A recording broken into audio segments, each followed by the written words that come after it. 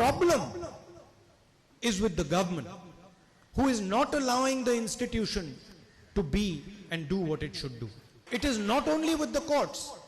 They do not allow us to have discussions in the Lok Sabha and the Rajya Sabha. They drop elected government after elected government after elected government.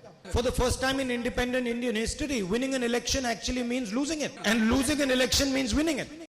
The judgment was given by the Supreme, some of the judgment given by the Supreme Court seems to be one-sided. There is a feeling among the public that there are some influences is taking place there. And one of the former Chief Justice also charged by a sexual abusement case, and that threatening is also there. What is the actual remedy for clearing this Indian judicial system? Well, first of all, that's a question that is on many people's minds. This is not just on one person's mind. And you notice that because it is about the Supreme Court,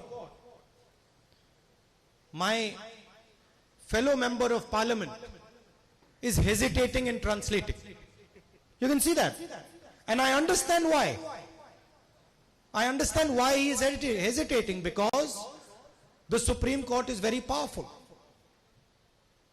But just because there is hesitation to translate, or there is fear among people to speak about these things, doesn't mean the truth is going to disappear. We have a government in Delhi that is imposing its will, its power on the judiciary. The problem is with the government, who is not allowing the institution to be and do what it should do. It is not only with the courts.